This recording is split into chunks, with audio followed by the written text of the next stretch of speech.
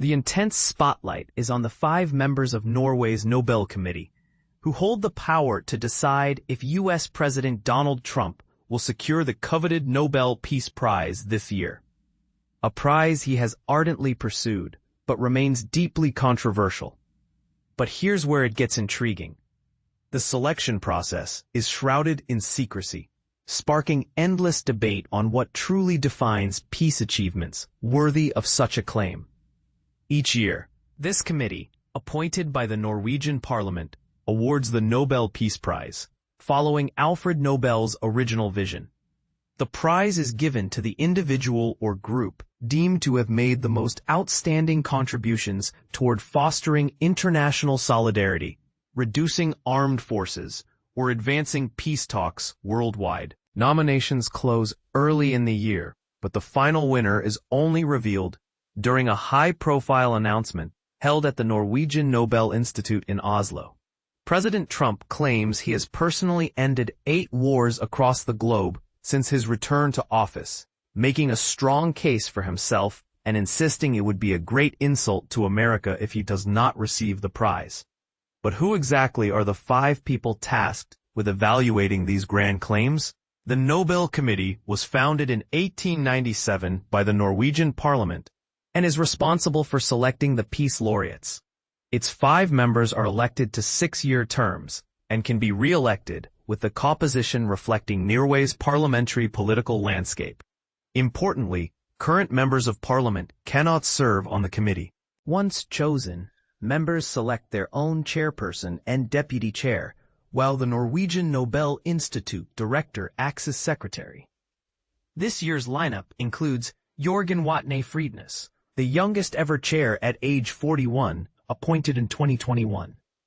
He brings a deep background in human rights and freedom of expression, having led PEN Norway and worked with Doctors Without Borders and the Norwegian Helsinki Committee. Officially, non-political, Frydnes has ties to Norway's Labour Party and has been involved in commemorating victims of a tragic right-wing extremist attack. Asle Toje, vice chair and a conservative thinker, reappointed for 2024 to 2029. Formerly director of research at the Nobel Institute, Toje has a scholarly focus on European geopolitics and is known for his nuanced, somewhat unconventional views, including a controversial attendance at Trump's inauguration.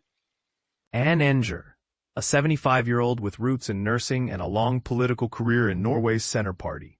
She's held several key government positions in culture, energy, and governance, and has been a vocal advocate in anti-abortion movements, though unsuccessfully. Kristin Clemet, an economist and conservative politician appointed in 2021, having served as an education minister and advisor to past conservative leadership. Clemet is openly critical of Trump's policies and their impacts on democracy. Gry Larsen, a former Labour state secretary and current head of Care Norway, focusing on humanitarian aid and women's rights. She has openly criticized Trump's cuts to foreign aid and his rhetoric on human rights. The Nobel Peace Prize's decision-making process is famously secretive. Nominations come from government officials, legal institutions, academics in history, law, theology, and other social sciences. But no nominee names are disclosed before the prize is announced. The committee debates intensively but strives for consensus. Frydnes described the discussions as passionate yet civilized, emphasizing that decisions are made independently, free from external lobbying, even Trump's own efforts to sway Norwegian diplomats. Historically, under Frydnes' leadership, the committee awarded the prize to notable figures like Maria Ressa and Dmitry Muratov for protecting freedom of speech, Belarusian dissident Ales Bialyatsky for human rights advocacy, and Iran's Narges Mohammadi for her fight for women's rights. Last year, they honored Japan's Nihon Hidankyo, survivors of the Hiroshima and Nagasaki bombings, underscoring the committee's commitment to remembering the horrors of war. But controversy isn't new to these judges.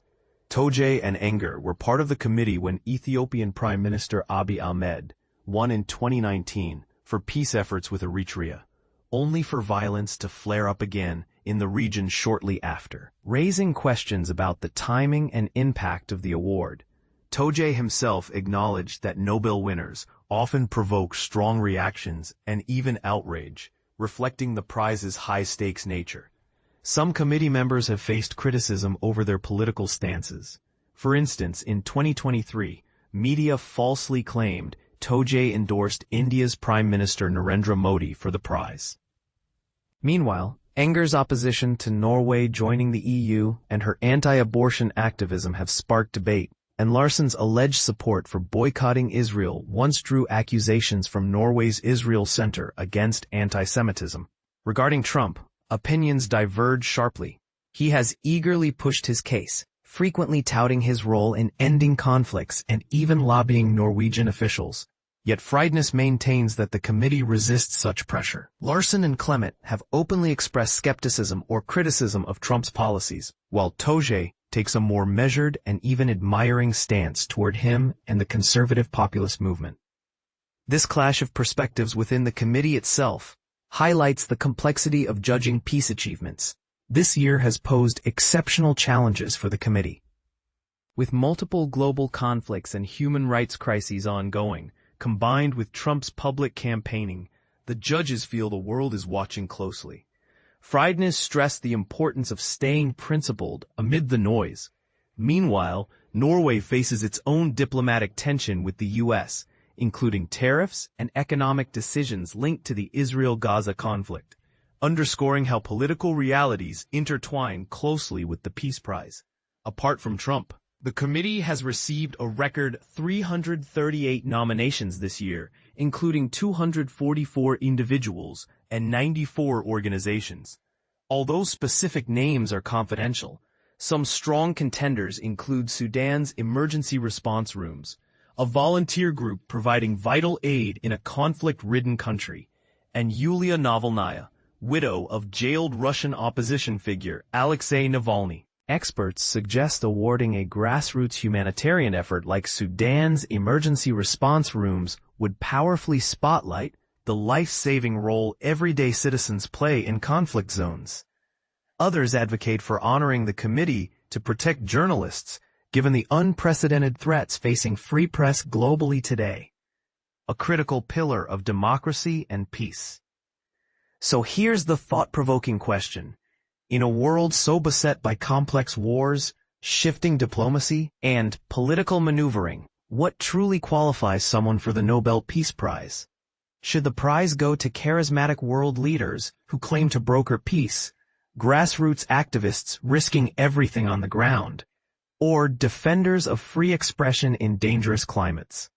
And given the stark divisions within the Nobel Committee and the public, do you think this year's decision will unite us or further fuel controversy? Share your thoughts below, because this debate is far from over.